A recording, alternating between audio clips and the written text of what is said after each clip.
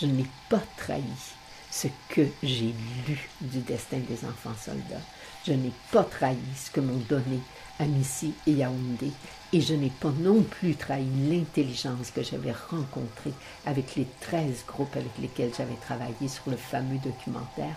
Je n'ai trahi personne. Et quand j'ai mis le point final, j'ai eu un tel sentiment, j'ai eu l'impression d'entrer en convalescence, comme si je revenais d'une longue maladie. Je n'aime pas les enfants victimes. J'avais envie d'avoir des enfants, des jeunes en fait. Et qui a 13 ans, ce sont des jeunes bien sûr, des jeunes qui portaient un certain espoir et qui pouvaient communiquer cet espoir-là au public. J'ai commencé à écrire quand j'ai réussi à trouver ma structure en 2 temps. C'est vraiment une structure en 2 temps. Dans un premier temps, on voit deux jeunes, Elikia, qui a 13 ans, et Joseph, qui a 8 ans, quand Joseph arrive au camp des rebelles. Joseph est le plus petit enfant à être jamais arrivé au camp des rebelles, avoir été kidnappé pour faire partie de l'armée des rebelles. Elikia, qui retrouve un sursaut d'humanité quand elle voit ce petit, si petit, embrigadé, décide de fuir avec lui. Elle prend un risque absolument énorme en fuyant. Et ce risque-là, elle est prête à le prendre pour sauver un plus petit qu'elle. Donc, elle brise la chaîne de la violence qui engendre la violence. On voit donc les 2 enfants dans la fuite. Ça, c'est ma première trame. Mon premier temps, c'est l'action. Et l'action est contagieuse, hein, et permet à l'émotion de se dégager. Le deuxième temps, c'est l'infirmière. L'infirmière, ça se passe 2 ans après le moment de l'action. On sait déjà beaucoup de choses.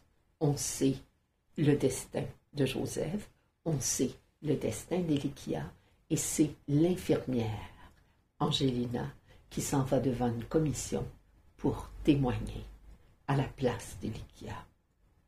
Donc, on voit une adulte qui permet ce que j'appelle de mettre en contexte, c'est-à-dire de donner les informations pertinentes pour que cette réalité-là soit supportable et qui permet en même temps la dénonciation, c'est-à-dire de dire que cette réalité-là n'est pas acceptable, qu'on n'envoie pas des enfants de 8 ans, 9 ans, 10 ans faire la guerre avec des armes d'hommes, les obliger à tuer, les obliger à voler, à violer, à se droguer pour être capable de tuer. On ne fait pas ça. C'est inacceptable. La première lecture a eu lieu devant un public d'adultes.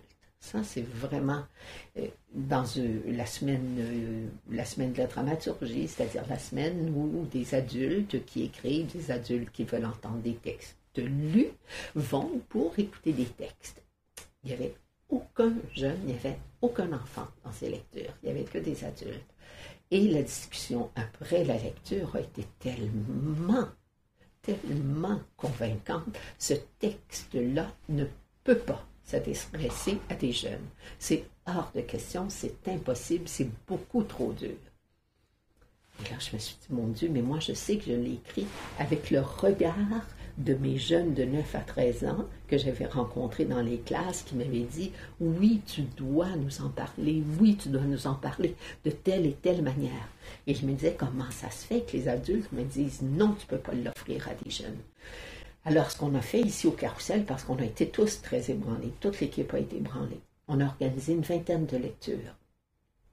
On en a organisé au Québec, une douzaine, et en France.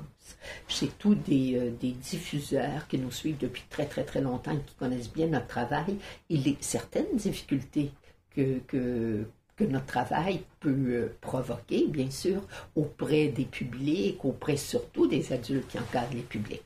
Et on avait 3 types de publics. On avait des publics de jeunes, des publics d'adultes et des publics mixtes. Et c'est dans les discussions après les lectures avec les publics mixtes que j'ai vraiment compris pourquoi les adultes étaient tellement bouleversés par ce spectacle-là et ils pensaient que que c'était à peine pensable pour les adultes, c'est que les adultes se sentaient partie de la commission. Ils avaient le sentiment que c'est à eux qu'Angelina s'adressait. Ils se sentaient responsables, ils se sentaient coupables, ils se sentaient impuissants. Alors que les jeunes suivaient les jeunes. Ils étaient dans la fuite, ils étaient dans l'action.